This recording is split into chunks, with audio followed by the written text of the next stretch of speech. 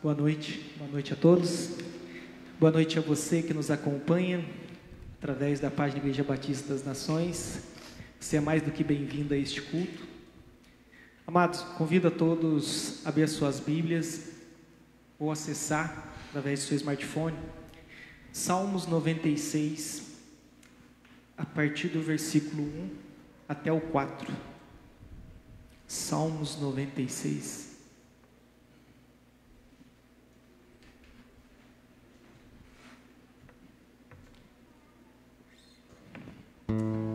E diz assim o salmista: cantem ao Senhor um cântico novo, cantem ao Senhor todas as terras, cantem ao Senhor, bendiga o seu santo nome, proclame a sua salvação, dia após dia, anuncie entre as nações a sua glória, entre todos os povos as suas maravilhas, porque o Senhor é grande e digno de ser louvado, mais temível de que todos os deuses. Aleluia. Amados, o salmista ele faz um convite à igreja de Cristo: cante ao Senhor um cântico novo. Talvez para vocês cantar um cântico novo é cantar uma nova melodia, mas cantar um cântico novo é chegar ao Senhor com um coração novo, com um coração renovado, com um coração que reconheça que o Senhor, Ele é digno de receber o nosso louvor e a nossa adoração. Um cântico novo não é uma nova melodia. Quando nós abrimos nossos lábios para adorar o Senhor, nós estamos testemunhando diante das potestades, diante das pessoas, que o nosso Deus é grande. E por isso nós cantamos a Ele um coração renovado. Nós levantamos os nossos clamores e as nossas vozes e dizemos: Senhor, a Ti seja dada toda a honra, toda a glória, todo o louvor e toda a adoração. Que esse louvor que nós iremos expressar, que esse louvor que nós iremos cantar, que seja uma expressão que o salmista diz: reconhecer a glória, a majestade que está diante dEle. Que o nosso culto hoje seja uma oferta sincera dos nossos corações, um cântico de reconhecimento quem Deus é. Adore ao Senhor, adore ao Senhor. Aleluias. Ministra os nossos corações, Senhor.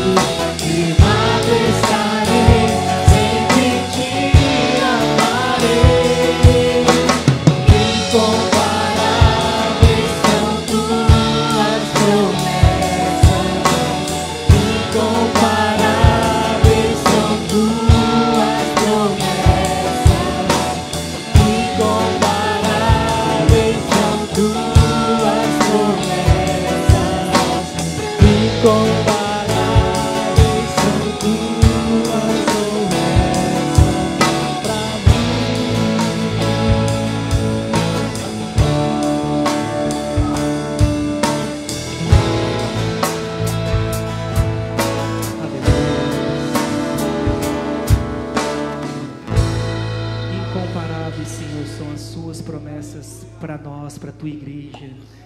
Amados, a palavra do Senhor lá em Apocalipse, ela vai nos dizer que bem-aventurados são aqueles que, quando o Senhor vier, achar os seus lavados nas vestes do Cordeiro. Que nós possamos continuar declarando através desse louvor: Maranata, ora vem, Senhor Jesus. Maranata, ora vem, Senhor Jesus. Continua ministrando os nossos corações, Senhor. Continua falando com o teu povo, com cada um que está adentrando a este lugar, Senhor. Com cada um que estará assistindo essa live, Senhor. Que eles possam clamar: Maranata, ora vem, Senhor Jesus. Maranata, ora vem, Senhor Jesus. Tu és a nossa luz, Senhor. Tu és a nossa salvação. Aleluia.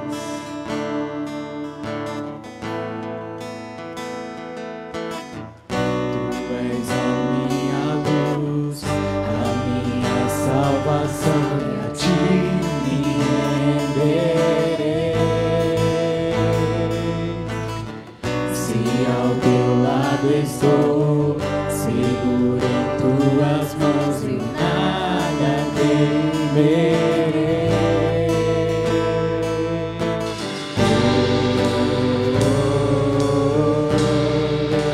Tu és santo, ó Senhor.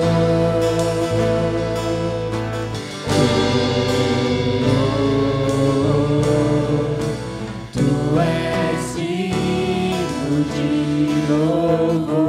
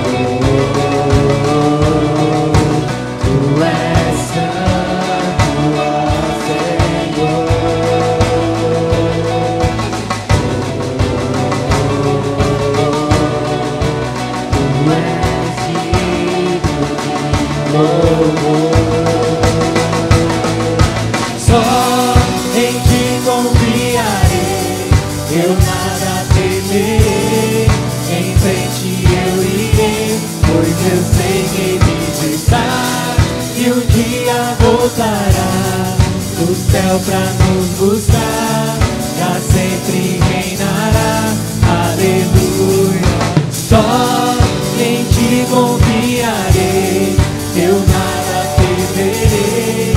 Em frente eu irei, pois eu sei que vim pensar e um dia voltará do céu pra nos buscar, pra sempre reinarás.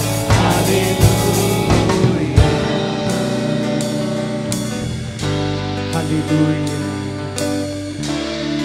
Maranata, ora vem, Senhor Jesus.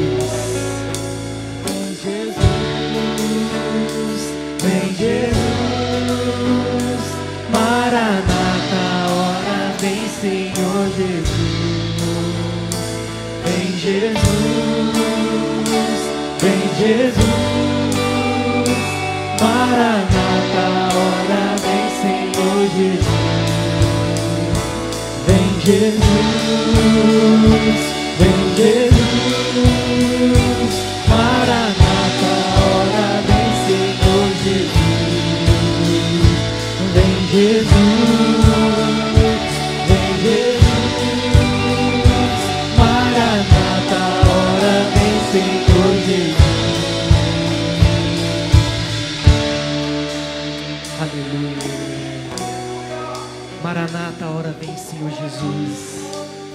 Esse é o clamor da tua igreja, Senhor. Como nós anelamos por aquele dia, Senhor, onde nós iremos encontrar com o Cordeiro, Senhor.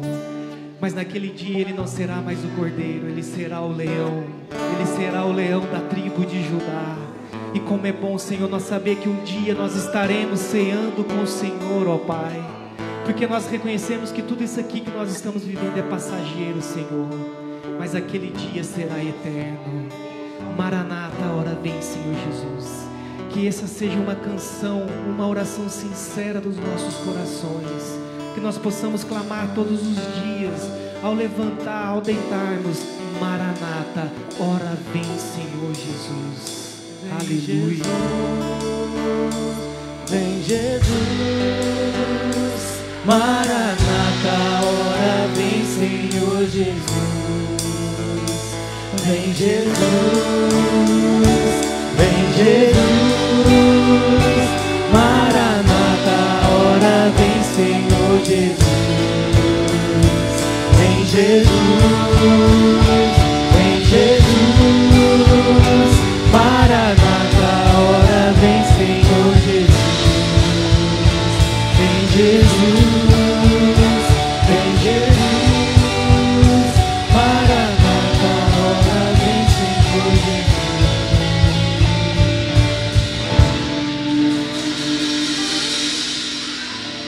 Glórias a ti, Senhor. Glórias a teu santo nome, ó Pai. Continua, Senhor, ministrando, Senhor, aos corações da tua igreja, ao coração do seu povo, ó Pai. E nós queremos agora, Senhor, em gratidão, Senhor, a tudo que o Senhor tem feito, devolver ao Senhor aquilo que lhe é de direito, Senhor, os nossos dízimos, as nossas ofertas. E sobretudo, Senhor, queremos entregar as nossas vidas diante do teu altar, Senhor, como oferta viva, Senhor. Receba, Senhor, cada dízimo, cada oferta que for colocada aqui nesse gasofilaço, Senhor. E sobretudo, Senhor, receba as nossas orações e as nossas vidas, Senhor. Ouça o clamor, Senhor Deus Pai, desde o menor até o maior, aquele que tem clamado e orado a Ti, Senhor. Que o Senhor possa, Senhor, continuar sustentando cada lar aqui representado, Senhor. Que o Senhor possa, sendo, Senhor, o centro de nossas vidas, ó Pai. E que tudo quanto nós formos fazer, que o Senhor venha estar no centro de nossas vidas, ó Pai. Em nome de Jesus. Glórias ao teu santo nome, ó Pai. Receba o nosso louvor, receba os dízimos e as ofertas, ó Pai, que serão colocados nesse gasofilaço, ó Pai. Aleluias.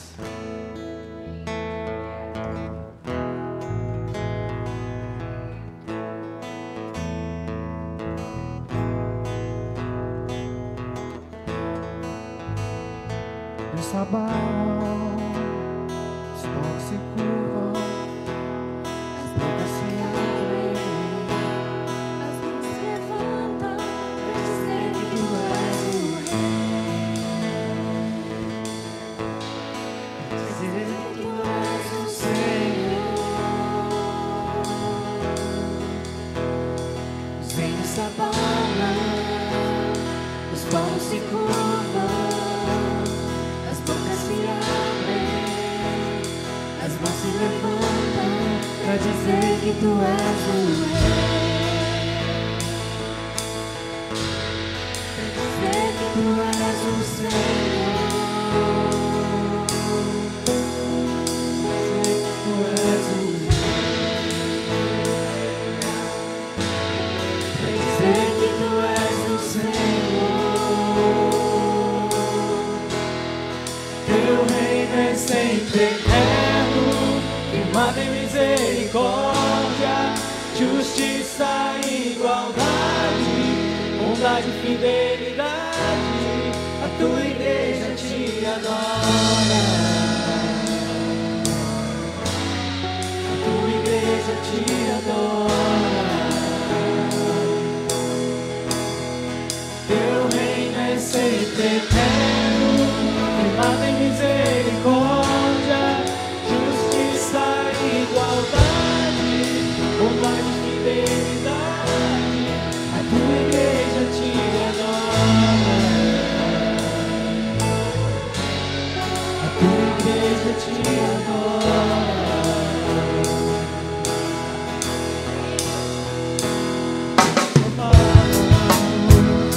Os povos se se curvam, as bocas se abrem, as mãos se levantam para dizer que tu és o Rei, para dizer que tu és o Senhor. Os reinos se abalam, os povos se curvam, as bocas se abrem, as mãos se levantam pra dizer que tu és o Rei, pra dizer que tu és o Senhor, pra dizer que tu és o Rei, pra dizer que tu és o Senhor.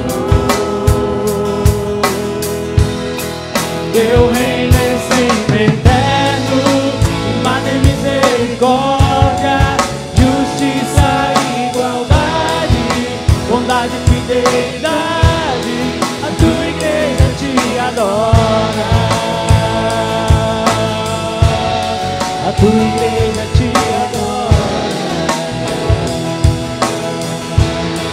Teu reino é sempre eterno, mata e misericórdia, justiça e igualdade, bondade e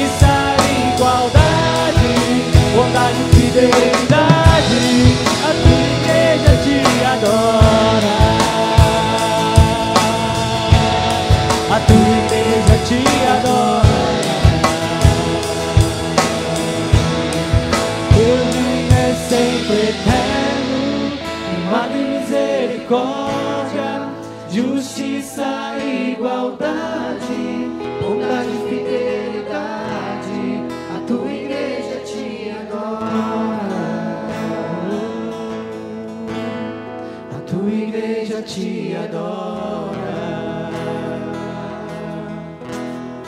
Teu reino é sempre eterno, firmado em misericórdia, justiça e igualdade, bondade e fidelidade, a tua igreja te adora, a tua igreja te adora. Oh, aleluia, a tua igreja te adora, a tua igreja te adora. Teu reino é sempre eterno, firmado em misericórdia, justiça e igualdade, bondade e fidelidade, a tua igreja te adora, a tua igreja te adora.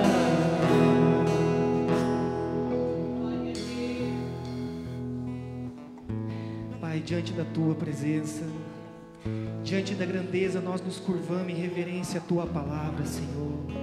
Assim como nós cantamos, os reinos se abalam e os povos se curvam, nós reconhecemos que nenhum poder na terra se compara ao teu, Senhor. As nossas bocas se abrem, as nossas mãos se levantam, porque nós reconhecemos que tu és o único Rei verdadeiro, ó Pai, aquele cujo trono está estabelecido para sempre, ó Pai.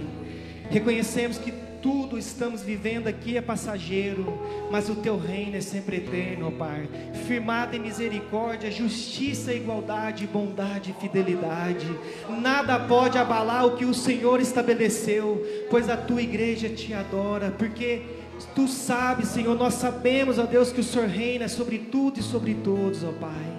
Que nossas vidas, ó Pai, sejam um testemunho, Senhor, da soberania do Senhor. Que cada gesto, cada palavra e cada decisão proclame o teu reino, a sua justiça, ó Pai.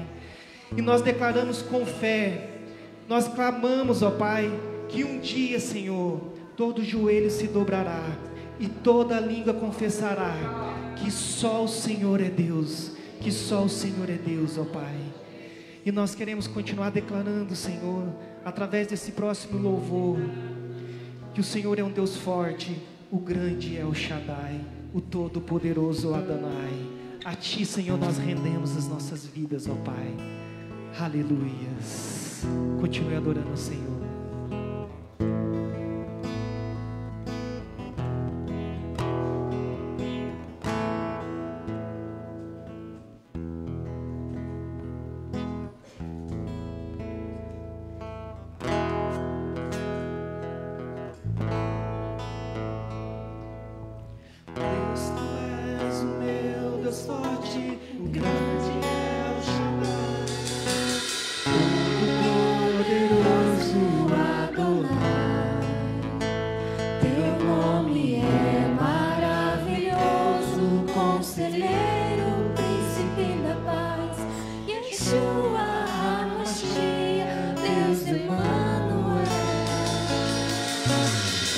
pastor de Israel, o guarda de Sião, a brilhante estrela da manhã.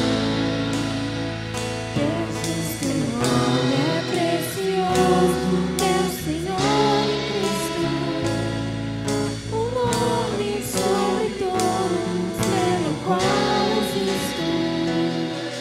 Direi, o Deus da minha porção. Shalom, o Senhor é a minha paz. Shalom, Deus presente sempre está.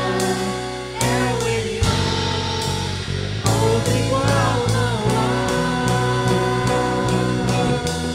Jeová Rafa, meu Senhor, que cura toda dor. Tsidkenu Yahvé, minha justiça é. Elohim, Elohim, Deus, no controle está o meu Deus, tudo governa.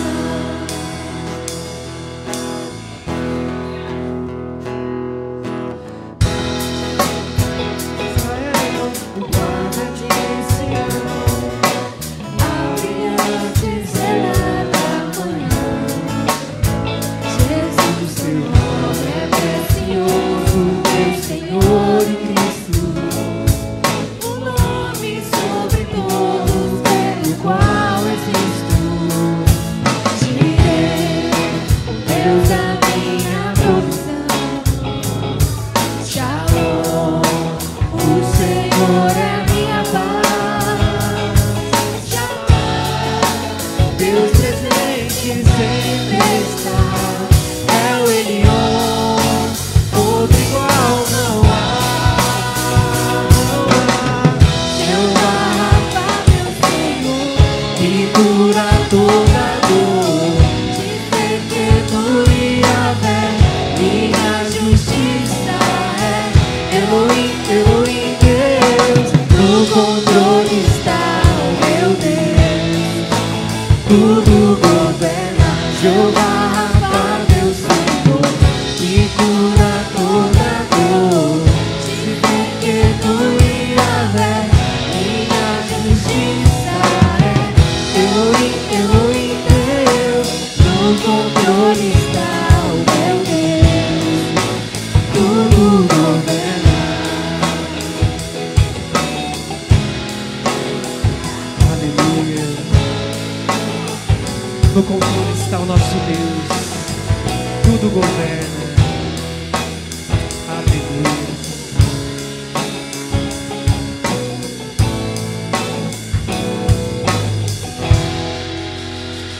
Glórias a teu santo nome, Senhor.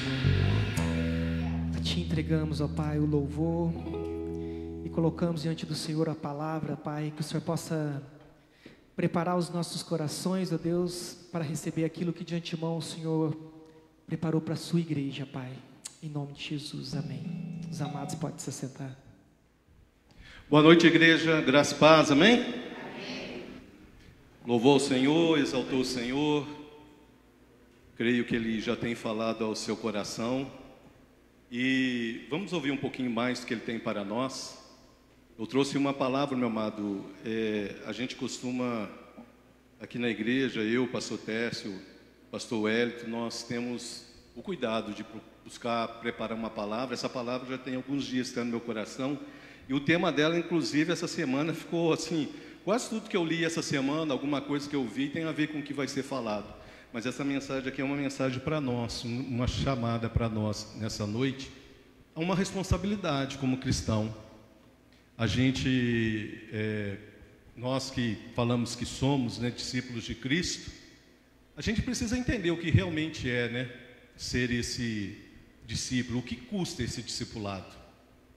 Vivemos um tempo, meu amado, tão onde as pessoas querem as coisas tão fáceis, né? Tudo fácil. A comida fácil, a viagem fácil, né? Tudo fácil. Mas quando a gente debruça sobre a Bíblia, né? E lê e busca entender o que Deus tem para nós, o chamado ao discipulado, ao seguir Cristo, ele tem, não é fácil assim, não é do jeito que as pessoas pensam. Abra sua Bíblia comigo, para começarmos em Lucas capítulo 14. Nós vamos ler o versículo 33, fique de pé no seu lugar, em reverência à palavra de Deus. Os irmãos sabem que a gente vai fazer uma meditação, amanhã eu vou colocar no grupo da igreja o esboço dessa pregação. Então, algumas coisas que estão aqui eu vou só falar, eu não vou ler toda, para a gente poder ter um tempo para falar a essência dessa mensagem, amém? Evangelho de Jesus Cristo, segundo Lucas, capítulo 14, no versículo 33, diz assim: assim, pois, todo aquele que dentre vós não renuncia a tudo quando tem, não pode ser meu discípulo. Vou repetir. Assim, pois, todo aquele que dentre vós não renuncia a tudo quando tem, não pode ser meu discípulo. Pai, nós estamos diante da Tua palavra. O Senhor me deu essa mensagem, Pai, há 2, 3 semanas atrás, e ela tem, Senhor, movido o meu coração para essa noite. Eu não sou ninguém, eu não sou melhor do que ninguém, o Senhor conhece o meu coração, mas há temor em mim, Pai, para ministrar a Tua palavra, porque se eu estou aqui ministrando, eu não sou digno, Pai, é o sangue de Cristo que me torna digno. Pai, eu quero Te pedir que não seja eu, Pai, mas que seja o Teu Espírito Santo a ministrar sobre a igreja, para a igreja e para aqueles que estão assistindo essa live, que assistirão no futuro, que seja uma palavra que venha despertar a Tua igreja. Por isso eu Te peço que todo empecilho mental, Pai, todo bloqueio, toda fortaleza, Senhor, plantada pelo inimigo, construída pelo inimigo, seja agora desfeita, Senhor, pela ministração da Tua verdade. Que a Tua palavra, Senhor, quebre, Senhor, as portas de bronze, destrua os ferrolhos de ferro, abra o entendimento desse irmão, dessa irmã, dessa família que está assistindo essa ministração. E uma vez ministrada, ela traga cura, restauração, chamado à responsabilidade para poder servir ao Senhor num discipulado segundo os Teus planos, a Tua vontade, e não aquilo que nós pensamos que é ser discípulo de Cristo. Pai, que o Senhor possa derramar da Tua unção, do Teu Espírito, que tudo aquilo que o inimigo tentar, Senhor, fazer para impedir essa ministração, seja, Senhor, agora, Pai, reprimido por Tua presença, pela luz do Teu rosto nesse ambiente. Pai, que o Senhor possa falar aos corações, que o entendimento venha, Pai, para que haja libertação, cura, restauração, alinhamento com a Tua palavra, e não para nós, Pai, não para a Igreja Batista, não para nós, mas para o Teu nome, ter toda a honra, glória e louvor, não a nós, Senhor, não a nós, ao Teu nome dai glória, é o que nós pedimos, amém e amém. Podeis assentar, meu amado?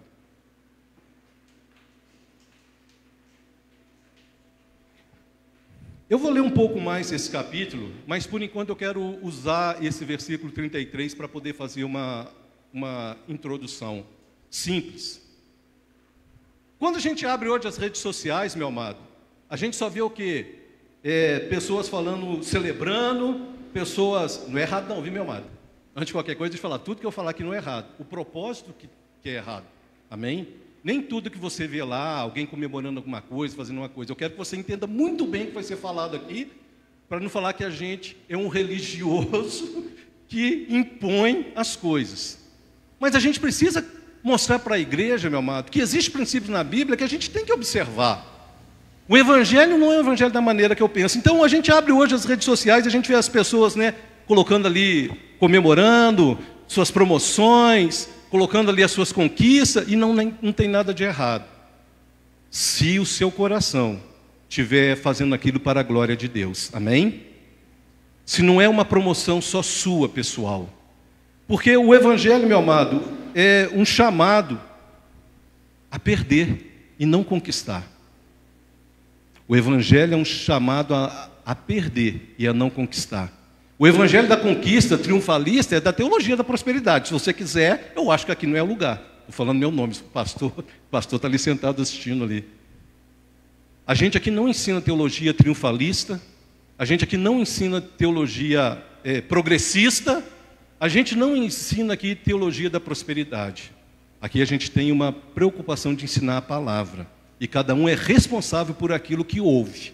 Você pode não acreditar em mim, mas eu te falo diante de ti, meu amado, que o que nós ministramos aqui é verdade, é palavra e palavra.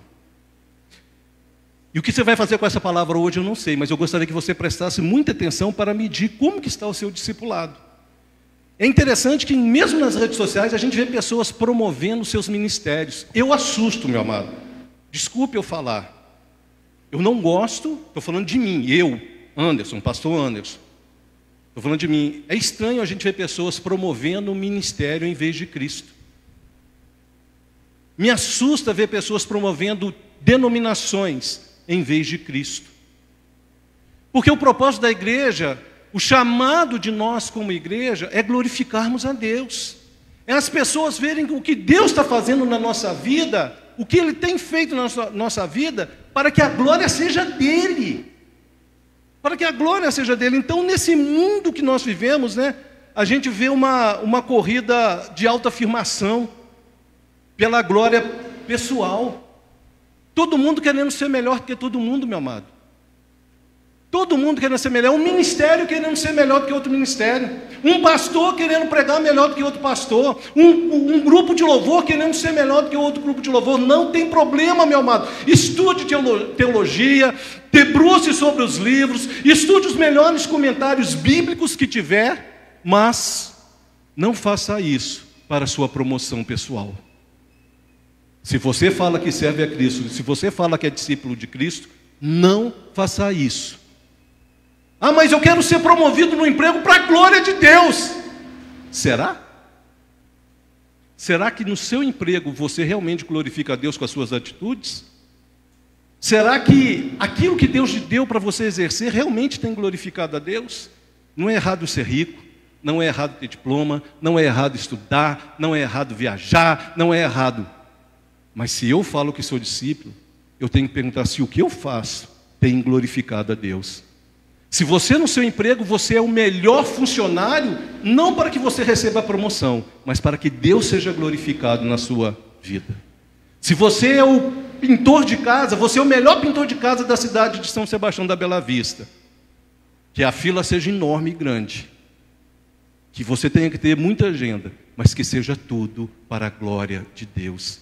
Que as pessoas reconheçam que você é um pintor honesto, que cumpre os prazos, que não leva lata de tinta para casa, que não pega pincel. Meu amado. Vocês estão entendendo para que caminho nós estamos indo? Não é errado você ter nada, não é errado você fazer nada, mas se você diz que é cristão, você tem que perguntar se o que você está fazendo glorifica a Deus. Porque na realidade, meu amado, o evangelho não é sobre conquistar, é sobre perder. Não é sobre ter reconhecimento pessoal, é sobre fazer Cristo ser conhecido em nós e através de nós. Não é um reconhecimento pessoal.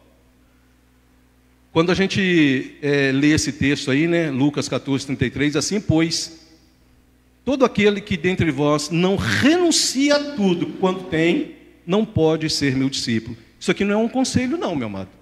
Preste muita atenção ao que Jesus está falando aqui. Ele não está dando um conselho, Você quer ser bem sucedido no ministério? Você quer ser bem sucedido na vida? Então, renuncia a tudo. Como é que eu vou ser bem sucedido se eu tenho que abrir mão? Então não é um conselho, meu amado. Ele está dando aqui uma condição. Você só consegue ser discípulo de Cristo quando você renuncia às coisas que esse mundo te dá, seja lá o que for. E você vai ficar assustado com a lista que eu tenho aqui e com os exemplos bíblicos que eu tenho aqui.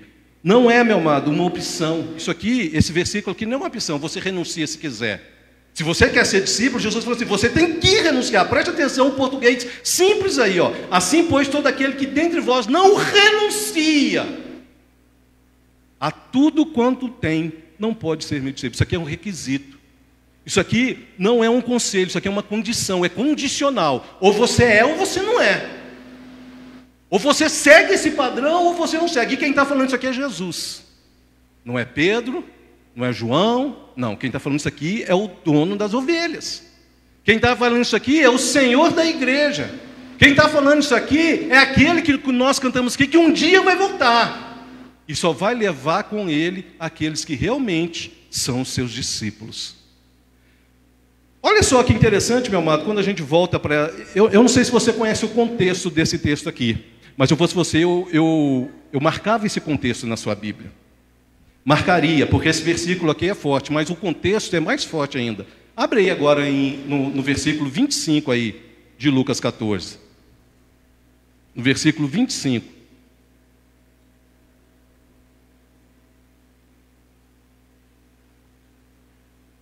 Diz assim: havia uma grande multidão que acompanhava, e ele voltando lhes disse... Assim é a igreja, meu amado. Na igreja há uma grande multidão. Na igreja eu já falei isso aqui, eu acho que eu sou assim, o pastor que quando sobe no público muita gente nem gosta de ouvir. Mas a gente já falou que na igreja tem joio e trigo. Que nem todo mundo dentro da igreja, denominação, é a igreja de Cristo. A gente precisa ser sério no que a gente pronuncia aqui, meu amado. Então Jesus olhou para aquela multidão que seguia ele. Ali tinha os que iam por curiosidade, os que iam em busca de cura, os que iam para ver os milagres que ele fazia, os que iam lá para criticar Cristo Jesus. Era uma multidão, inclusive os 12 apóstolos. Aí ele olhou aquela multidão e falou o seguinte, versículo 25: grandes multidões o acompanhavam, e ele voltando lhes disse: se alguém vem a mim e não aborrece a seu pai, mãe e mulher, e filhos e irmãos e irmãs, e ainda a sua própria vida, não pode ser meu discípulo. Ele começa a dar as condições agora, os requisitos.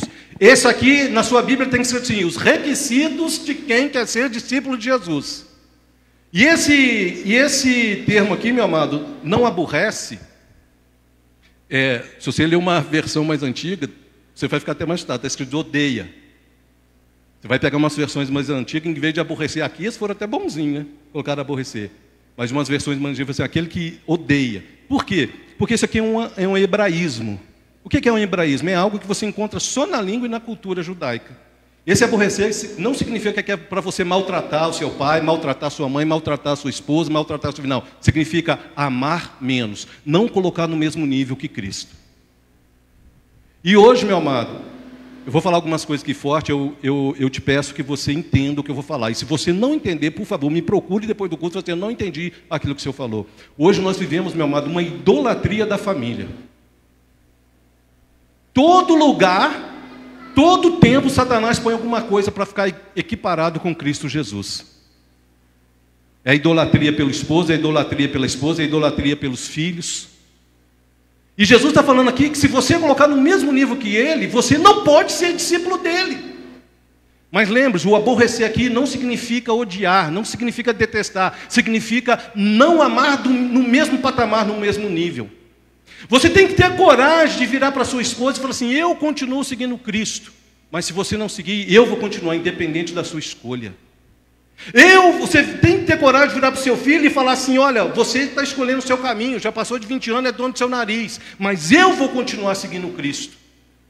Está entendendo o contexto do que ele está falando aqui? Não é para você abandonar seu pai, abandonar sua mãe, ninguém está falando disso aqui. Está falando que ninguém deles pode estar no mesmo nível e patamar que Jesus Cristo, porque senão você não pode ser discípulo de Cristo. Você não pode ser discípulo de Cristo. Aí ele vai passar para baixo: e qualquer que não tomar a sua cruz e vier após mim, não pode ser meu discípulo. Isso aqui são as condições. Primeiro, ninguém pode tomar primazia do amor de Cristo na sua vida. Segundo, você deve tomar a cruz. Meu amado, a cruz aqui você precisa entender. Nós aprendemos errado a teologia de uns tempos para cá. Nós aprendemos que a cruz aqui significa sofrimento. Porque eu tenho um problema de saúde. Porque eu sou debilitado em alguma coisa. Porque eu... Não tem nada disso aqui. Quando se falava de cruz, meu amado, no Império Romano, estava falando de vexame, estava falando de morte, estava falando de ser desprezado, porque era a morte mais indigna que tinha. Eu lembro que, antes de eu converter, eu era de uma certa religião, que eu não vou falar o nome aqui, mas vocês já vão entender qual é.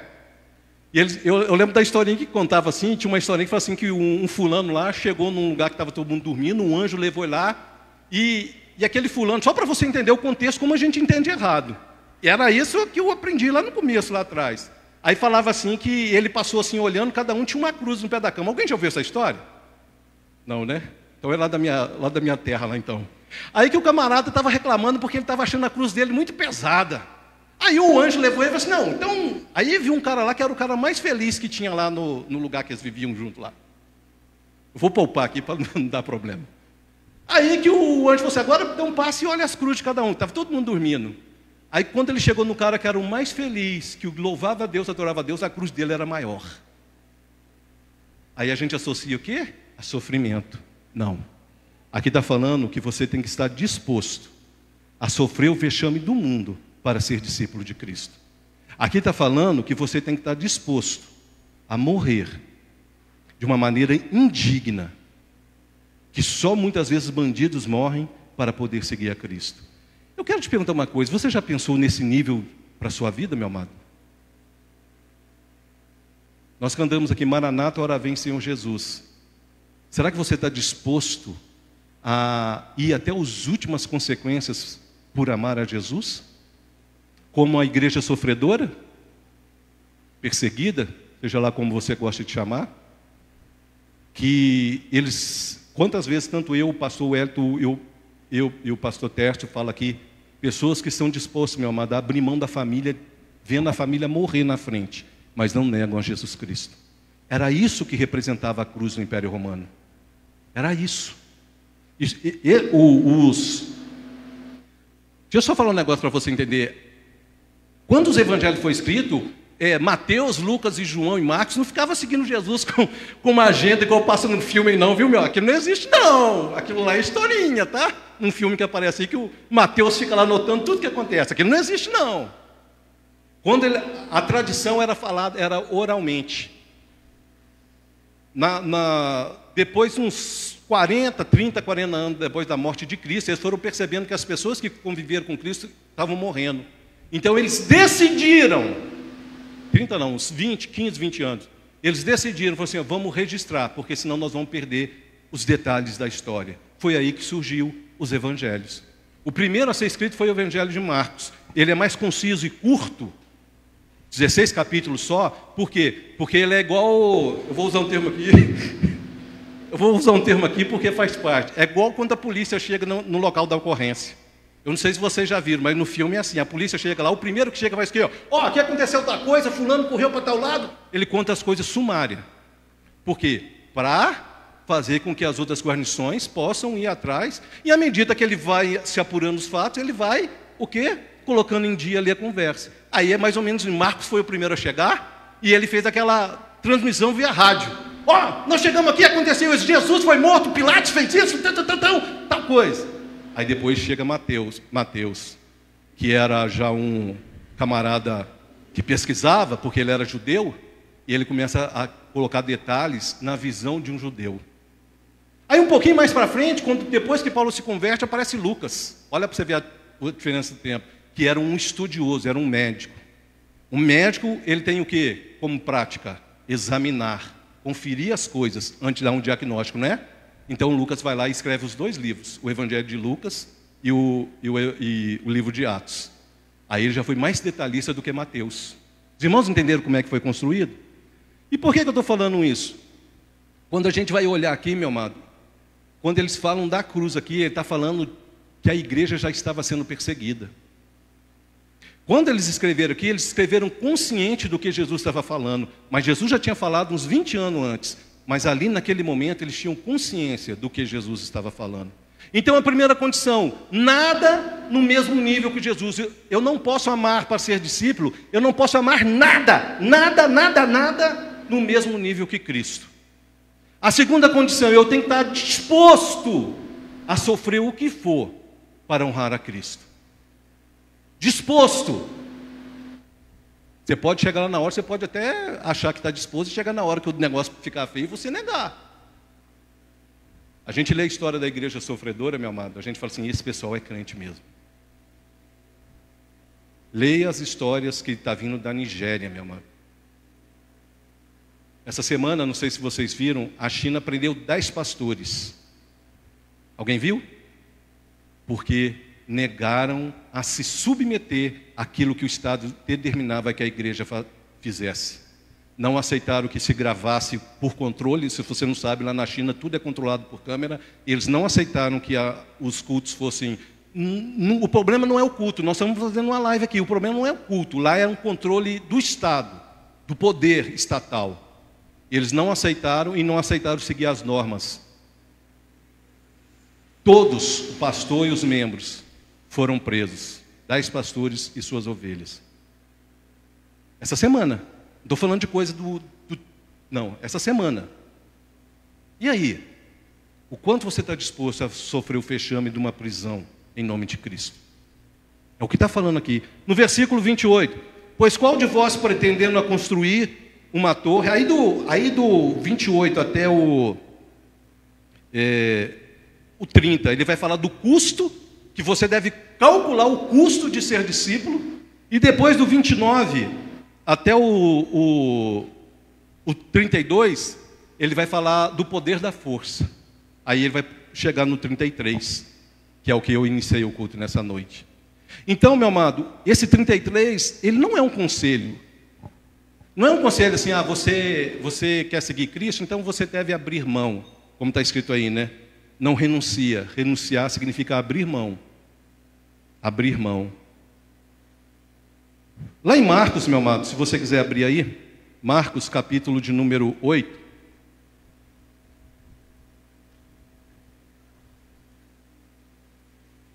Versículo 34.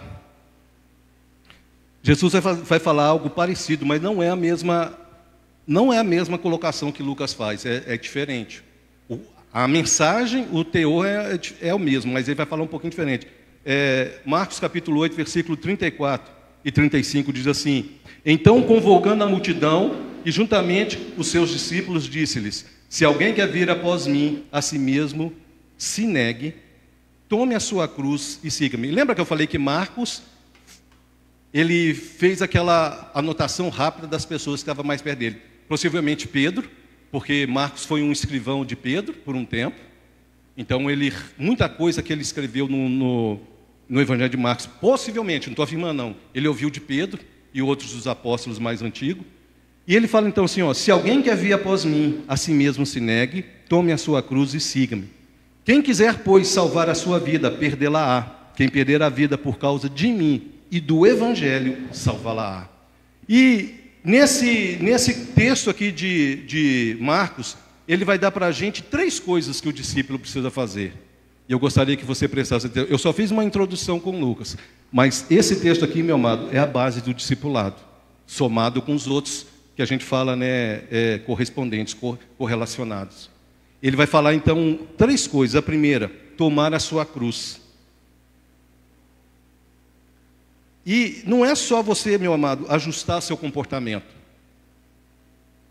Preste atenção no que eu estou falando aqui. A gente tem mania de ajustar o nosso comportamento e não submeter ao senhorio de Cristo. Aí eu mentia, que é pecado, viu, gente? Que às vezes a gente fala de outros pecados, a pessoa, eu mentia, então eu não minto mais. Não é ajustar. É se submeter ao senhorio de Cristo. Eu furtava, eu não furto mais. Eu tenho que submeter o meu caráter ao senhorio de Cristo. Não é um ajuste, meu amado, simplesmente para você ser bem-sucedido. Algumas pessoas falam assim, eu quero ser um grande pregador para a glória de Deus. Será? Ou é para você ficar conhecido? Eu volto a falar aqui sem medo. Preste atenção nesses ministérios, que o ministério é o nome de uma pessoa. Eu estou falando porque eu comecei a seguir eu fui ver o negócio dele, eu comecei a seguir e tive que fazer uma inscrição lá, estou recebendo todo dia. Todo dia aparece, sabe o que? A foto do camarada.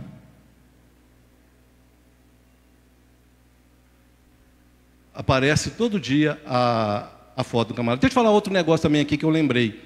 Eu tenho mania de, nos textos que eu escrevo, ou nos áudios que a gente produz para a igreja, colocar assim, escrito por Anderson Luiz Fazion, Anderson Fazion. Você sabe por quê? Porque ele está querendo aparecer. Não, é porque eu estou falando que aquilo que foi escrito é minha responsabilidade e não da igreja. É eu. Se tiver alguma coisa que acontecer porque eu falei algo para mais, se alguém quiser processar, tem que processar a mim e não a igreja. Só para você saber que é uma questão de preservar a igreja. Agora, algumas pessoas fazem ao contrário. A gente tem um cuidado, meu amado, de preservar a igreja em muitas coisas aqui. Você nem imagina. Você não imagina o tanto de coisas absurdas que a gente apagou da página da igreja. Durante o culto. Durante o culto. Não é depois não, durante o culto que a gente teve que apagar. A primeira coisa então, meu amado, a gente não faz as coisas para ser bem-sucedido pessoalmente. O ser bem-sucedido pessoalmente, economicamente, profissionalmente, é uma consequência de ser discípulo. Amém? Vocês entenderam? Você é discípulo, você faz as coisas de acordo com o que Deus determina, a bênção do Senhor vem sobre a sua vida. Deus só tem compromisso com quem tem quê? Compromisso com Ele. Então já comece a pensar isso. Tem alguma coisa dando errado na sua vida? Então você tem que pensar. É o inimigo? É Deus me testando? Ou é eu que estou errado? Você tem que fazer essas 3 perguntas quando as coisas estiverem dando errado. É o inimigo tentando me parar, porque seja lá o que for, pode ser até algo pessoal. Deus abençoe, meu amado. É Deus testando a minha fé, porque Ele experimenta. Ou é eu que estou errado e Deus não está abençoando? Não é errado, meu amado. Eu falo para você, procure as melhores profissões. Quem aqui está formando, quem está estudando.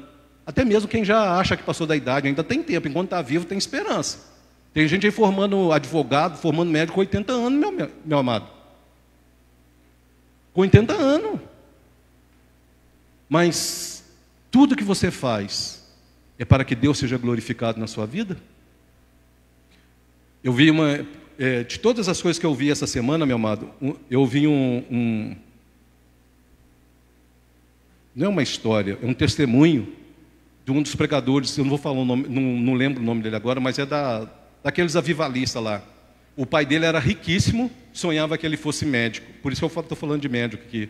Sonhava que ele fosse médico. E ele foi, mas o negócio dele era ser pastor missionário. Mas o pai queria que ele fosse médico. Ele foi, obedeceu o pai dele, foi lá para a faculdade, foi lá para a universidade, fez a faculdade, formou, e ele se destacou no esporte, ele se destacou como líder lá do centro acadêmico, ele destacou em tudo. Na hora que ele estava voltando depois de formado antes, porque lá não é igual hoje, né? Que o camarada pega um avião lá, era trem, pegava cavalo, né? Naquela época. Na hora que ele estava voltando no trem, ele jogou todos os prêmios que ele ganhou fora. Eu vou falar sobre isso aqui, todos os prêmios que ele ganhou fora. A única coisa que ele voltou e levou para casa foi o diploma, para entregar para o pai dele. Ele falou assim, eu fiz o que o senhor pediu, agora eu vou seguir o que Deus me chamou para fazer. Ser um evangelista, né? Ser um missionário, pregador. Ele jogou todos os diplomas de coisas que ele fez, troféus que ele ganhou fora do trem. Ele só levou o diploma de médico para poder mostrar ao pai dele que ele cumpriu o que o pai dele queria, mas que agora ele ia seguir a vida conforme Deus pôs no coração dele. Isso toca meu coração, meu amado, porque é algo que a gente tem que pensar. O que você segura na sua mão e que impede Deus de atuar na sua vida plenamente? E nesse texto de Marcos, então, ele vai falar 3 coisas. Primeiro, negar-se a si mesmo. Está aí no comecinho, aí, no versículo 34. Se alguém não vê a si mesmo, se negue. A primeira coisa é negar-se a si mesmo, meu amado. É ter a firmeza de dizer não ao seu eu. Nunca, diante de Deus, meu amado, nunca mudei de uma cidade por causa da minha profissão sem buscar se era a vontade de Deus. Nunca. Nunca fiz um curso dentro da minha profissão sem perguntar se Deus queria que eu... Nunca perdi tempo com coisas que Deus não mandou eu fazer. Estou sendo diante de Deus, estou dando testemunho para você. Eu estou pregando aqui coisa que eu vivo. E não sou melhor, porque tem muitas coisas que eu tenho que melhorar ainda. Mas eu estou falando para você. Não é fácil, meu amado. Não é fácil escolher entre 2 coisas. Coisas que às vezes vai ser muito melhor para a sua família, beneficiar a sua família.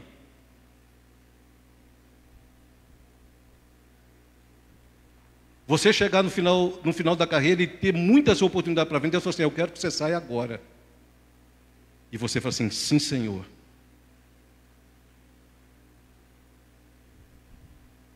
De a pessoa mandar você fazer um negócio, você correu o risco, porque estava errado, assim, isso eu não vou fazer. São escolhas, meu amado, é o eu, é o ego. Eu não tenho que ficar bem com o meu chefe, eu não tenho que ficar bem com aquele que me comanda, eu não tenho que ficar bem com as pessoas, não, eu tenho que ficar bem com aquele que é o meu Senhor, é o discípulo. O discípulo tem que preocupar em fazer o que o mestre manda. Mas as pessoas não querem negar mais, as pessoas foram para esse ritmo aí de conquista, meu amado, triunfalismo. Outro dia eu expliquei nos cultos do lar para os irmãos o que é uma igreja triunfalista e o que é uma igreja triunfante. Se você não sabe, anote. Triunfalista é aquela que vai para a guerra e quer ganhar a guerra de tudo quanto é jeito. Não importa o que ela vai fazer, ela quer triunfar. A triunfante é aquela que só faz o que Deus manda e ela só tem vitória porque Deus dá para ela. Ela triunfa não na sua força, mas triunfa naquilo que Deus faz nela. Uma pessoa triunfante, meu amado, ela não triunfa por aquilo que ela conquista com a sua força. Ela triunfa por aquilo que Deus faz na vida dela, que o Espírito Santo faz na vida dela. Essa é a diferença de uma pessoa para outra. A primeira coisa, então, que Jesus fala é negar-se a si mesmo. Não é apenas ajustar o comportamento, é crucificar a vontade própria. É crucificar a vontade própria, meu amado. Outro dia eu e o pastor estava conversando no culto, no lar, né, na casa do irmão Léo, acho que foi lá mesmo. A gente estava falando sobre futebol. Meu amado, eu sempre gostava de futebol. Sou cruzeirense. Mas não perco um culto por causa de um jogo de cruzeiro. Pode ser o último, o campeonato, aquele que vai entrar para a história. Não vale mais do que estar na casa de Deus. Quantas pessoas, meu amado, que falam que seguem a Cristo, mas honram mais a camisa de um time do que o seu Senhor. Isso é só para falar o básico. Estou falando só o básico. Agora você está aí, você vai para cima e vê o que você pode pensar. Eu escrevi aqui, está anotado aqui. Está anotado aqui. É porque, na realidade, meu amado, eu faço um computador, mas depois eu rabisco tudo. Eu anotei aqui. Na hora que o Espírito Santo fez eu lembrar disso.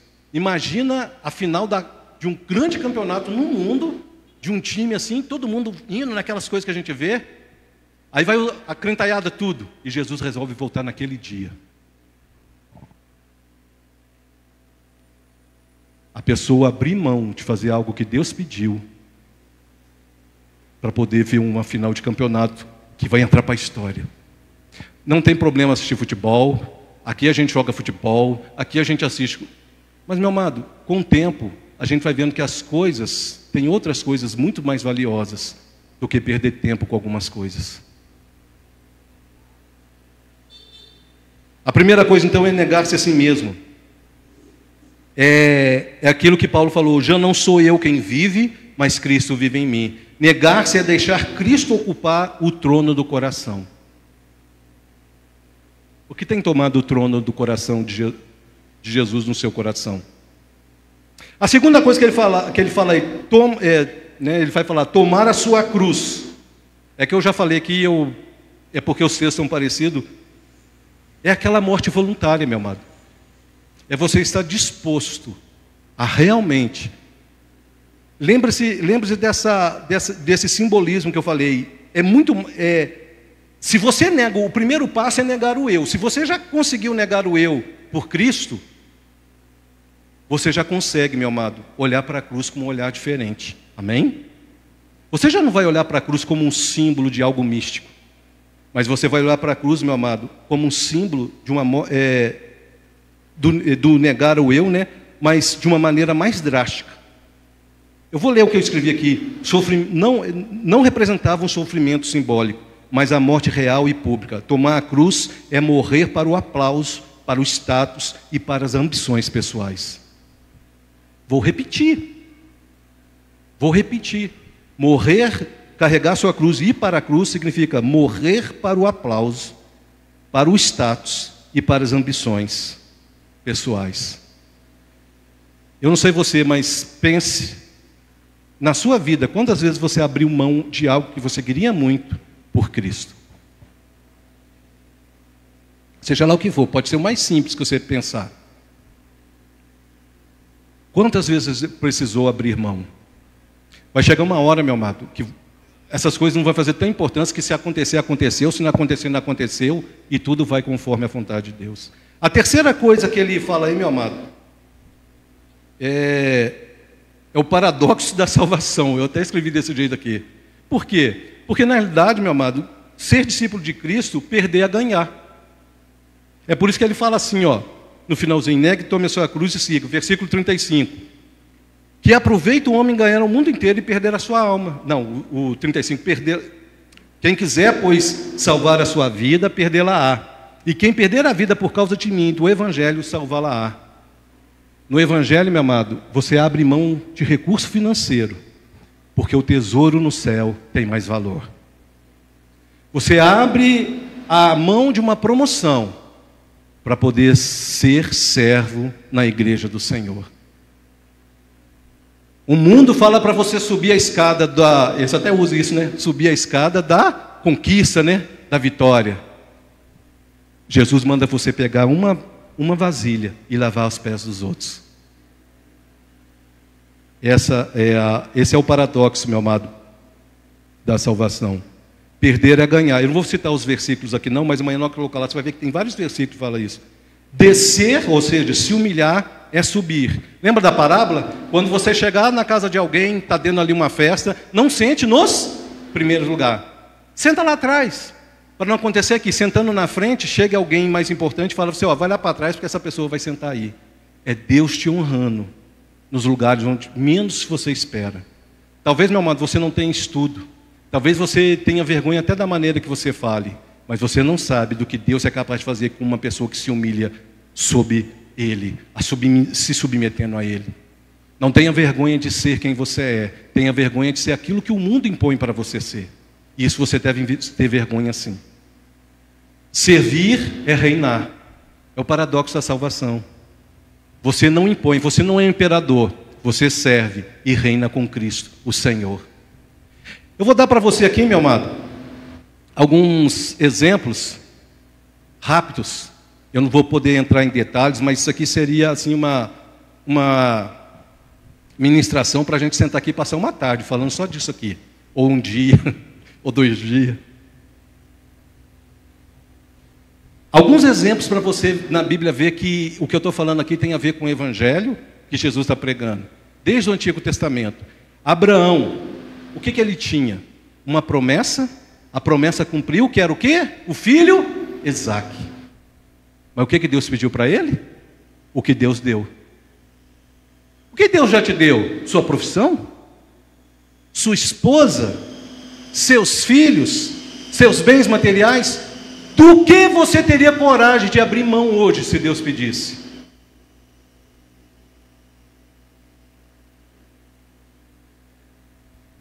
Abraão teve a coragem de entregá-lo completamente. E não duvide não, meu amado. Deus experimenta a gente. Eu não estou falando que Deus vai falar para você matar seu filho, não, pelo amor de Deus. Mas Ele vai pedir para você escolher entre ele e seu filho. Às vezes entre você e seu esposo, sua esposa. Às vezes entre você e o seu emprego. Talvez o seu emprego está sufocando o seu ministério. Está sufocando a sua intimidade com Deus. E é hora de você trocar de emprego, meu amado. É preferível ganhar menos com Jesus e ter a bênção sobre o menos, do que você ganhar muito e consumir a sua intimidade com Cristo Jesus. Mas só faça isso se Deus falar, tá? Não estou profetizando aqui nada, não. Só faça se Deus falar. Moisés, quem sabe a história de Moisés? Todo mundo sabe, né? O libertador do povo de Israel. Mas tem uma história, uma parte, meu amado, que está lá em Hebreus, eu não vou ler não, que fala assim que ele era considerado o filho da filha de Faraó. Você sabe o que significa isso? Que ele era um príncipe. É por isso que aquele desenho que passa, que é muito bom, se você tem filho, fala para o seu filho assistir, Príncipe do Egito, um desenho muito bem feito, muito bíblico, chama ele ali de príncipe. Por quê? Porque ele era filho da filha de Faraó, então o mínimo que ele ia ser na corte era príncipe. E lá em Hebreus fala assim, que ele mesmo sabendo da possibilidade que tinha de ser príncipe, de ter um status, ele abriu mão para servir e servir o povo de Israel, para poder ser libertador de Israel. Agora imagina o que era o Egito na época. Era a potência do mundo, meu amado. Ele morava num palácio, Ele tinha as roupas mais finas, as melhores comidas. Ele mandava no exército. Ele era um príncipe. Mas ele escolheu ser tratado como escravo, a viver dentro daquele palácio. Não é, meu amado, o lugar que vai fazer você ser honrado por Deus. É a sua disposição de abrir mão para servir a Deus. Jó é uma pessoa interessante, meu amado. Tem uma história de Jó que muita gente passa sem perceber. Lá no capítulo 1, versículo 4 e 5, diz assim que depois que acabava a festança dos filhos, ele fazia o quê? Ele ofertava e sacrificava por cada um dos seus filhos. E depois, mesmo fazendo isso, sendo íntegro, reto, temente a Deus, andando nos caminhos do Senhor, Deus resolveu prová-lo e ele perdeu tudo. Perdeu os 10 filhos, perdeu as posses, perdeu a casa, perdeu o que ele tinha plantado, perdeu o gado, perdeu tudo, meu amado. Em nenhum momento a Bíblia diz que ele abriu a boca e reclamou contra Deus. Em nome de Jesus, preste atenção no que Jesus vai falar com você agora com relação à família. A sua família não determina a sua adoração a Deus. A sua família não determina a sua intimidade com Deus. Porque intimidade, meu, em andar com Cristo é pessoal. É pessoal. Os filhos de Jó faziam festa, faziam tudo. Mas nenhum lugar lá fala que eles adoravam Deus como Pai. Nenhum lugar. A Bíblia fala que Jó orava, sacrificava pelos filhos, como a maioria de nós aqui fazemos pelos nossos filhos. Mas a maneira que o filho deles atuava não determinava a adoração de Jó. A sua família, o seu esposo, meu amado, a sua esposa, eu não sei a sua história, não determina a sua intimidade com Jesus. É você que escolhe. É você que escolhe como que você quer servir a Deus. Você fala assim, irmão, mas você está falando da família, Deus fala da família. Eu estou falando que nada pode ficar no mesmo patamar de Jesus. Isso é Bíblia, meu amado. E isso é Bíblia. Ou você faz uma escolha de acordo com o que Jesus determina, porque nem é um apóstolo, é o próprio Jesus falando, para você experimentar o que Deus pode fazer na sua família, ou você não vai ver o que Deus pode fazer na sua família. Quem conhece que é a história de Joel e Abias na Bíblia? Quem conhece a história de Joel e Abias? Nunca ouviram falar de Joel e Abias? É os filhos de Samuel. Lá no capítulo 8 de 2 Samuel, se não me engano, 1 Samuel, diz assim que esse foi um dos motivos, inclusive, do povo pedir um rei. Abias e Joel cresceram vendo um profeta, cresceram vendo um profeta orar e Deus mandar chuva de granizo, viu tudo. Mas eles não seguiram o mesmo caminho que o pai.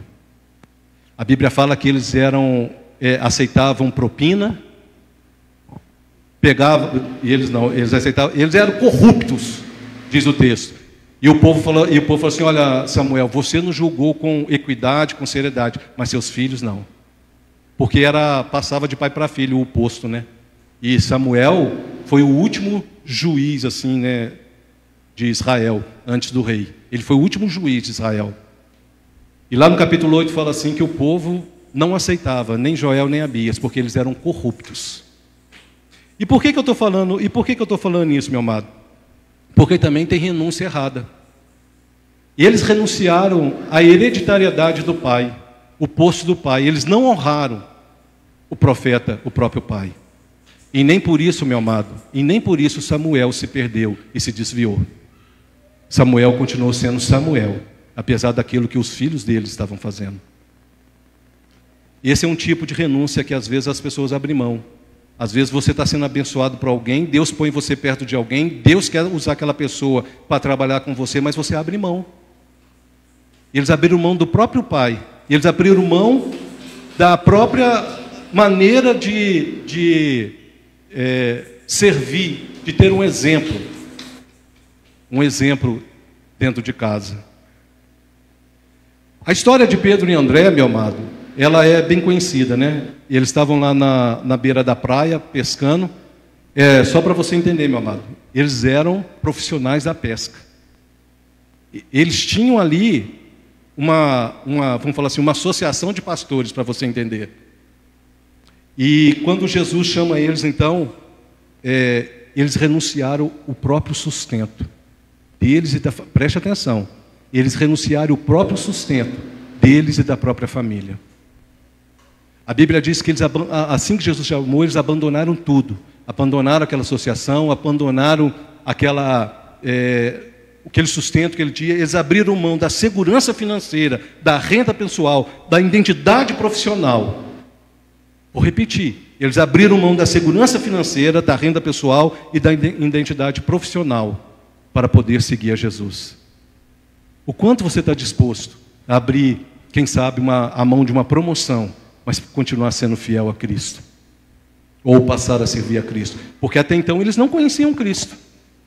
Ou conheciam? Não conheciam não. Jesus deu uma palavra para eles e falou assim, agora eu vou fazer de vocês pescadores de homem. Aí a Bíblia diz assim, e eles largaram tudo e passaram a servir Jesus. Deixa eu falar algo para você, meu amado. Nada que você trocar por Jesus vai ser de menor valor, vai ter um resultado melhor do que aquilo que você abre mão. E tem Paulo, meu amado, para terminar aqui, que eu já quero ir para o final. Paulo é o exemplo de quem abre mão da vida inteira. Paulo é o exemplo daquele que renuncia direitos pessoais. A Bíblia diz assim que ele... Não é igual uma novela que passou aí não, pelo amor de Deus. Tem umas coisas que a gente vê na televisão que faz a gente sofrer. Mas Paulo, meu amado, escolheu o celibato por vontade própria. Ele vai falar isso lá em Coríntios. E o celibato, meu amado, é uma opção para algumas pessoas. Eu conheço, diante de Deus aqui, eu conheço pessoas que abriram mão de casar, mas não é por modismo aí não, viu? Não é por imposição não. Abriram mão de casar, abriram mão de profissão e hoje estão trabalhando para o Senhor, consciente, com uma consciência boa, servindo ao Senhor, fazendo um trabalho lindo e escolheram o celibato. Você sabe o que é o celibato? É a escolha pessoal de se casar. Não é por algum motivo, não. É a pessoa escolher. Paulo foi essa pessoa. É por isso que alguma, né, na Igreja Católica lá tem o voto celibatário, né? O voto celibatário. É baseado em Mateus 19:12, mas também na história de Paulo. E é interessante, meu amado, que ele abriu mão de tudo que ele tinha. Paulo era um doutor. Paulo era respeitadíssimo no meio da sociedade que ele vivia, judaica. Ele estava sendo preparado para ser um dos líderes, seria como se fosse um dos maiores teólogos. Ele teve os melhores professores. O pai dele era rico e investia nele. O pai dele investia nele. Ele era considerado um mestre, meu amado. Ele era um judeu exemplar. Isso tudo está escrito na Bíblia, viu? Eu estou falando que não é invenção minha, não. Mas a Bíblia diz assim que ele renunciou a isso tudo. E sabe, considerou a ser o quê? Esterco. A palavra lá, que está traduzido como refúgio lá, a palavra lá significa esterco, sem valor algum, para poder servir a Cristo. Aí você fala assim, mas eu não tenho um chamado igual de Paulo. Mas estou te falando que Deus pode escolher pessoas para abrir mão de tudo, para poder servir ao Senhor. Para poder servir ao Senhor. Então não se assuste se Deus pedir um pouquinho. Se Ele pede isso para uma pessoa, se Ele te pedir um pouquinho, você vai ficar assustado? E tem um jovem rico. O jovem rico, meu amado, é aquele que chegou perto de Jesus e falou para ele assim, Senhor, eu tenho observado tudo, eu tenho sido um religioso exemplar. Aí Jesus falou, então só te falta uma coisinha, vende tudo que tem, dá aos pobres, depois vem e segue-me. E a palavra do Senhor diz que ele ficou triste e foi embora, não quis servir a Cristo. É interessante, meu amado, que para Cristo, meu amado, nenhum sacrifício é em vão.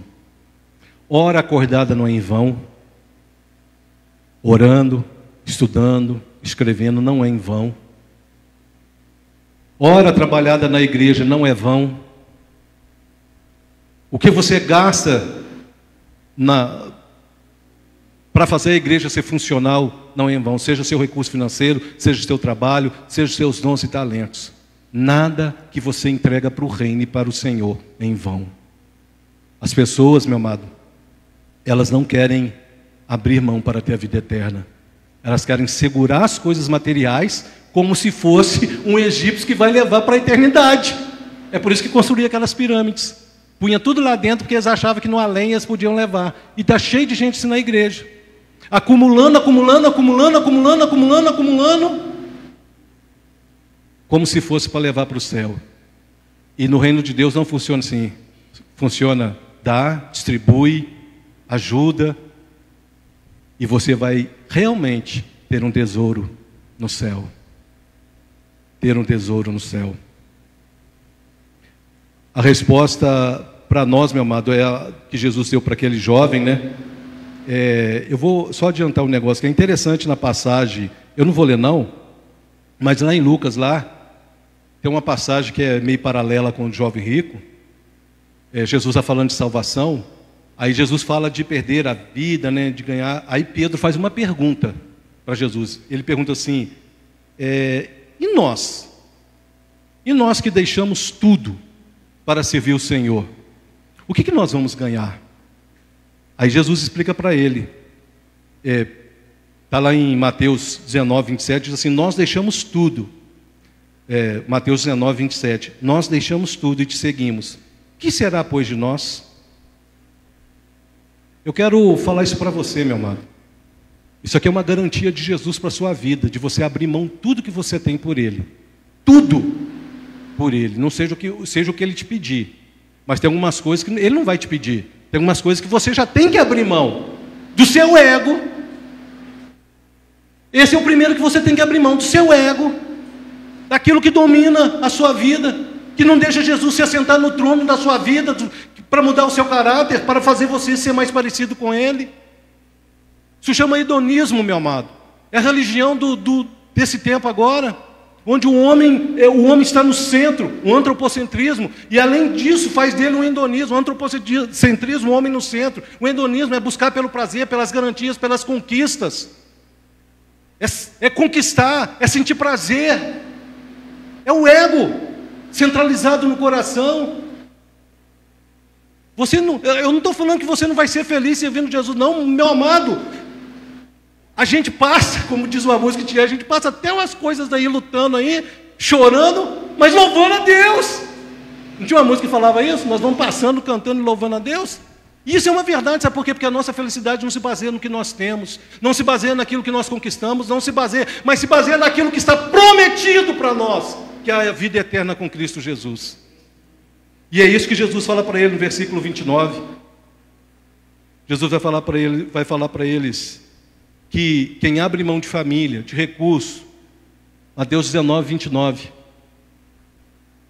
E todo aquele que tiver deixado casas, ou irmãos, ou irmãs, ou pai, ou mãe, ou mulher, ou filhos, ou campos, por causa do meu nome, receberá muitas vezes mais e herdará a vida eterna. Isso aqui é uma promessa de Jesus, não é promessa do pastor Anderson, não.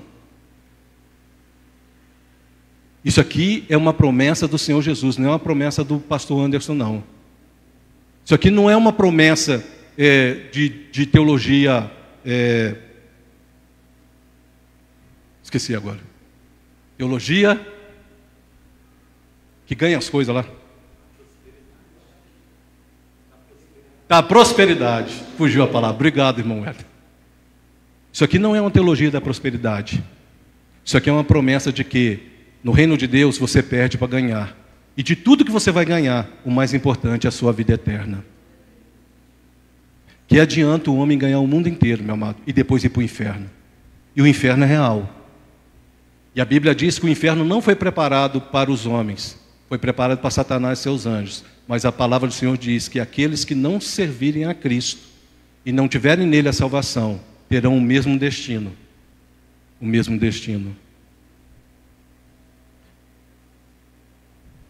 Filipenses capítulo 3, versículo 7, para a gente terminar. Amanhã eu vou colocar esse estudo lá, tem muito mais coisa para ser falada aqui, meu amado.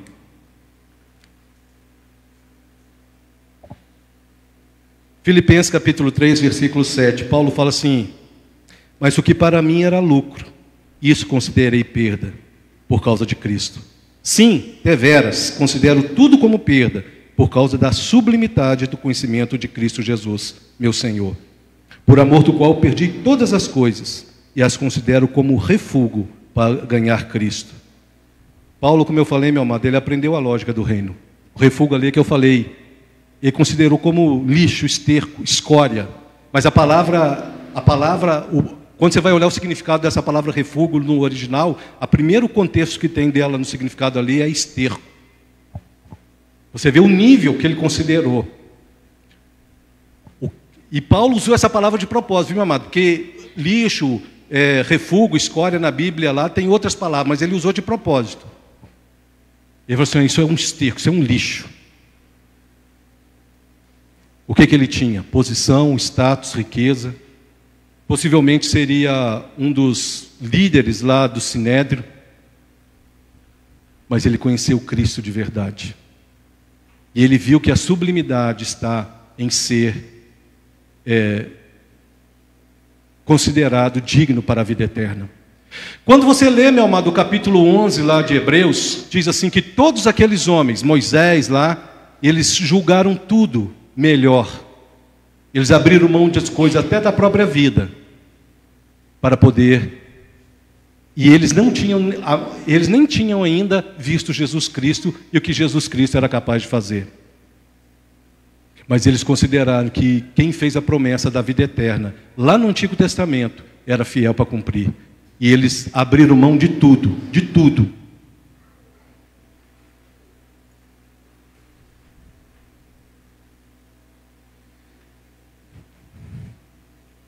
O mundo oferece tronos. Preste atenção aqui. O mundo oferece tronos. Cristo oferece cruzes. O mundo busca aplauso. Cristo busca entrega. O Evangelho não promete fama, riqueza ou popularidade. Ele não promete não promete uma vida sem lutas e nem ministério de multidões. Preste atenção. Às vezes você olha essas igrejas grandes e fala assim, nossa, quem dera se a nossa igreja fosse igual aquelas, né? 10 mil membros, 20 mil membros, tem, viu, meu amado?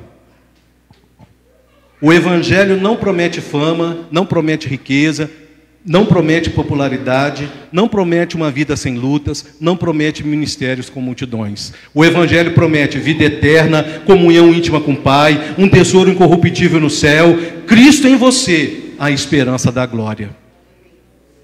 A vida eterna é a maior de todas as promessas. Eu queria, meu amado, antes da gente orar para terminar, eu queria te perguntar, o que tem impedido a sua fidelidade diária a Jesus? Preste atenção que agora é com você, não é comigo não, é você e Jesus. Às vezes a gente faz isso na igreja, as pessoas não levam a sério não. Agora é o momento de você refletir no que foi pregado até agora. De você olhar para o seu interior e responder uma pergunta que eu vou fazer para você. Isso é uma maneira que Jesus usava de retórica, de expressar e depois perguntar. O que tem impedido a sua fidelidade diária à cruz de Cristo? O que ainda é preciso renunciar na sua vida para você seguir Jesus plenamente? O que você precisa renunciar? Horas na frente da televisão assistindo Netflix? Assistindo novela, que já passou. Agora é a moda voltar às novelas do passado. E tem gente que vai lá assistir de novo, meu amado. O que tem consumido, meu amado, a sua fidelidade com Jesus? TikTok? Rede social? O que tem consumido, meu amado? E tem feito você não querer essa renúncia, o negar a cruz, o seguir a cruz. É um cargo que você almeja e está te consumindo? É um emprego que você quer que vai consumir a sua vida ministerial, a sua vida com a família, a sua vida com a igreja? Um relacionamento que te afasta de Deus? Um sonho financeiro que virou ídolo? Quantas pessoas na igreja, meu amado, trabalhando, e o dinheiro virou um ídolo, não o dinheiro em si, mas a conquista de algo sempre é mais, sempre mais. Um ministério que exalta o teu nome e não o de Cristo? Por que eu subo aqui para pregar? É para fazer Cristo conhecido ou para o meu nome ser conhecido? Por que eu subo aqui para cantar? Para que as pessoas vejam a minha performance? Ou ver Cristo sendo exaltado nas notas, no canto que eu abro e falo? A gente precisa fazer essas perguntas para nós, meu amado. O que nos motiva a servir a Cristo? O que te motivou a estar aqui hoje? É porque você se acostumou a estar no domingo na igreja à noite? Eu compartilhei uma história, o pastor, que esqueci o nome dele agora, famoso que tem lá nos Estados Unidos, um homem sério, pregações tremendas, cristão só de domingo. Ou melhor, né? Acostumou a ir na igreja lá. Ou às vezes ele troca a igreja por outras coisas. Não é errado não, viu, mas não é errado passear, em nome de Jesus. É o que eu falei, tem umas pregações que a gente tem que tomar cuidado, porque às vezes as pessoas acham que a gente está jogando indireta, acham que a gente está impondo uma religiosidade. Não, eu estou te despertando. Eu gosto de viajar, eu gosto de ir para o shopping, eu gosto de ir para a praia, eu gosto de ir para a montanha, eu gosto de visitar outros lugares, faço isso com a minha esposa. Meu filho não segue a gente mais não, que ele é grandão, mas eu faço isso, meu amado. Mas nada disso pode tomar o lugar de Jesus na minha vida. Nada disso pode consumir o meu tempo com Jesus. Diante de Deus que eu estou falando isso aqui. Se eu tiver algo com a igreja marcado, ou com qualquer outra coisa, ou coisas pessoais que eu faço com Deus, nada toma o lugar de Jesus naquele horário. Não é aquele negócio rígido também não, né, meu amado? Eu estou falando que se eu escolho ter um tempo do dia para Jesus, eu vou ter aquele tempo de dia para Jesus. Não importa se é de manhã, se é na hora do almoço, se é à noite, se é de madrugada, não importa. É você que escolhe. É você que tem que querer.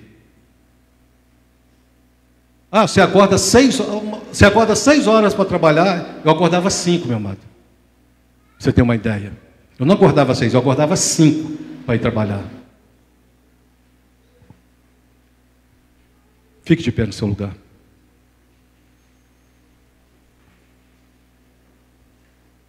Pois quem quiser salvar a sua vida, perdê-la-á. Perder a vida está falando de escolhas, meu amado. Está falando que elas podem ser justas, as suas escolhas. Preste atenção. As suas escolhas podem ser justas. Você quer o melhor para a sua família, podem ser justas. Mas nada pode tomar o lugar de Jesus na sua vida. Nada. Agora é você, Jesus e o Espírito Santo. Eu vou orar com você e por você agora. É o que eu estou falando, meu amado. Olhe para você agora. Não se preocupe com quem está do seu lado. Não. Olhe para você agora. Agora é você com Deus. Seja sincero, fala assim: Jesus, o que tem tomado o seu lugar na minha vida para que eu possa ser um discípulo de verdade? Pai, a tua palavra foi ministrada segundo aquilo que o Senhor pôs no meu coração. Eu quero que o Senhor mostre para cada irmão que está aqui e aqueles que estão nos assistindo, Pai, o que tem tomado o lugar do Senhor na vida dele. O que tem disputado espaço com o Senhor, com a sua soberania, com o seu senhorio, na vida desse irmão e dessa irmã que está aqui nessa noite. Pai, como foi falado, isso é individual, como foi falado, Jó, independente da família, servia o Senhor, e era um homem íntegro, reto e temente ao Senhor. Samuel era um exemplo de profeta, mas os filhos escolheram outro caminho. Pai, que o Senhor possa mostrar o mais íntimo desse irmão e dessa irmã que está aqui, de uma maneira precisa, segura. Você precisa mudar isso na sua vida, para que eu tenha a soberania e a supremacia em controlar a sua vida, para poder fazer você começar a viver a vida eterna aqui. Pai, eu te peço que mostre para esse irmão e essa irmã que negar-se a si mesmo não é perda, é ganho. Como é tremendo ter intimidade com o Senhor. Como é tremendo, Senhor, sentir o Espírito Santo nos conduzindo todos os dias. É isso que gera quando nós negamos a nós mesmos. Pai, que nós não tenhamos vergonha de sofrer vexame, Pai, ou até mesmo a ponto de ir para a cruz no sentido pleno da palavra, que é a morte física, mas que nós possamos levar para fora, como diz Hebreu, a vergonha que Cristo teve de poder ir contra o mundo e as coisas do mundo, porque esse mundo é passageiro. Nada aqui pode ser comparado àquilo que é eterno. Nada que nós ganharmos aqui nós iremos levar para a eternidade, senão, Senhor, servir ao Senhor com dignidade, com temor. Pai, que o Senhor possa mostrar essa família, esse irmão, essa irmã, esse homem, essa mulher que está aqui nessa noite, esse jovem que está aqui, que o Senhor tem algo para ele, mas ele precisa escolher em deixar o Senhor sentar no trono do coração dele, para reinar soberano e ele poder gozar já nesta vida as promessas da vida eterna. Que possamos seguir os exemplos, Pai, de Abraão, que não teve medo de abrir mão da promessa. Pai, de Moisés, que apesar de estar num lugar que seria ser o mais alto patamar daquela época, ele abriu mão para poder te servir e servir ao povo de Israel. Que nós possamos fazer como Paulo, Pai, olhar para as coisas que temos e não achar que nada é mais valioso do que ter o Espírito Santo em nossas vidas. E que um dia, Pai, nós possamos, por nos negar a nós mesmos, seguir o Senhor e tomar a nossa cruz e seguir o Senhor, possamos um dia gozar da eternidade com o Senhor. Abençoa o teu povo nessa noite, Pai. Restaura os corações, restaura os altares, Pai, os altares quebrados, sujos. Pai, quantas vezes nós vemos na Bíblia, Senhor, sendo necessário olhar para o altar e ele ser refeito, ser reestruturado, para que o Senhor pudesse receber o sacrifício de volta, o sacrifício de adoração, de lábios que confessam o teu santo nome. Que nós possamos olhar todos os dias, Pai, e não deixar as ervas daninhas tomar lugar no nosso coração, nosso altar, para que o Senhor possa, Senhor, estar ali presente, e assim podermos glorificar o teu nome, como foi falado nessa noite. Lábios que confessam o teu nome em louvores, louvores de serviço ao Senhor, de intimidade com o Senhor. Nós te louvamos, Senhor, que o Senhor continue a falar nos corações dos irmãos, em o nome de Cristo Jesus. Alguns avisos antes de terminar, meu amado, pode permanecer de pé, que vai ser rápido.